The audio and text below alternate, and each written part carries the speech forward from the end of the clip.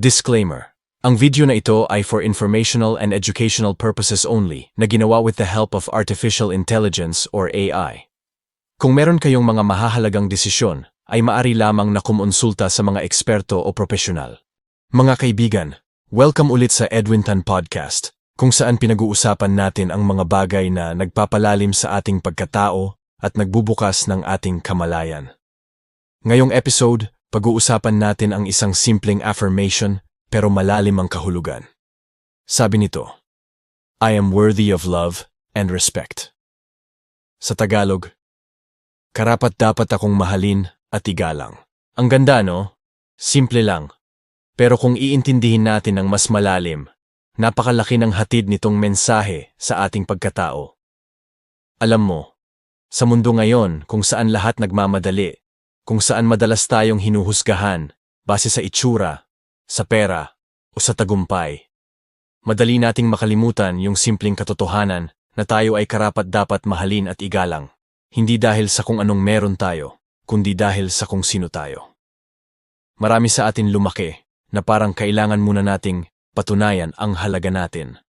Kailangan tayong maging magaling, maging mabait palagi, o may maabot bago tayo mahalin. Pero hindi totoo yon. Ang pagmamahal at paggalang ay hindi premyo na ibinibigay lang kapag perfect ka.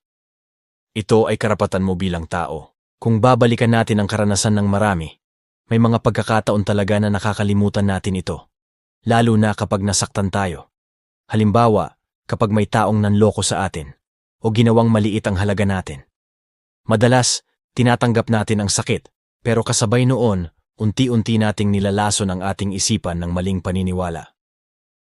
Siguro hindi ako sapat, pero gusto kong ipaalala sa iyo ngayon, hindi totoo yan. Ang halaga mo ay hindi nababawasan dahil lang may taong hindi marunong makakita nito.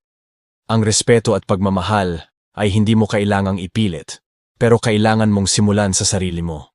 Kaya mahalaga ang affirmation na ito. I am worthy of love and respect. Karapat-dapat akong mahalin at igalang. Kasi ito ang nagpapaalala sa atin araw-araw na hindi natin kailangang magpanggap para maging karapat-dapat. Hindi mo kailangang magbago para mapansin. Hindi mo kailangang maging perpekto para mahalin.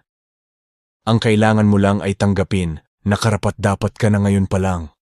Sa lahat ng iyong kakulangan, sa lahat ng pagkakamali, at sa lahat ng bahagi ng pagkatao mo. Subukan mong sabihin ito araw-araw. Pagkagising mo, harap ka sa salamin at sabihin mo ng may paniniwala, I am worthy of love and respect. Karapat-dapat akong mahalin at igalang. Sa una, baka parang awkward o hindi ka panipaniwala.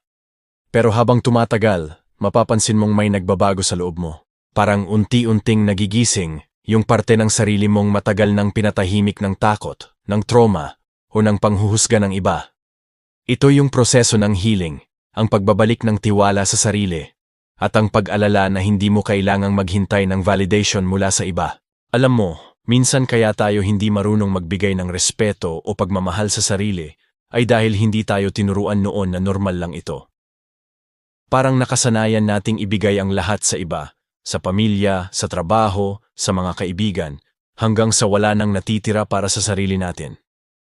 Pero tandaan mo, hindi mo kayang ibigay ang pagmamahal na hindi mo muna tinatanggap para sa sarili mo. Kung gusto mong magmahal ng totoo, magsimula sa sarili. Kung gusto mong igalang ng iba, igalang mo muna ang sarili mo, sa mga desisyon mo, sa mga pangarap mo, at sa mga limitasyon mong dapat mong ipaglaban. Kasi kapag natutunan mong pahalagahan ang sarili mo, mag-iiba ang lahat. Mas nagiging malinaw kung sino ang dapat mong hayaan sa buhay mo at sino ang dapat mong bitawan.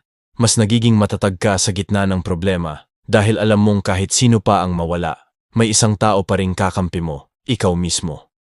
At pag dumating ang araw na maramdaman mo yung kapayapaan ng taong tanggap na tanggap ang sarili niya, doon mo marirealize na yung affirmation na ito ay hindi lang salita. Isa itong declaration ng iyong karapatan bilang tao. Kaya mula ngayon, gawin nating habit ito, mga kaibigan.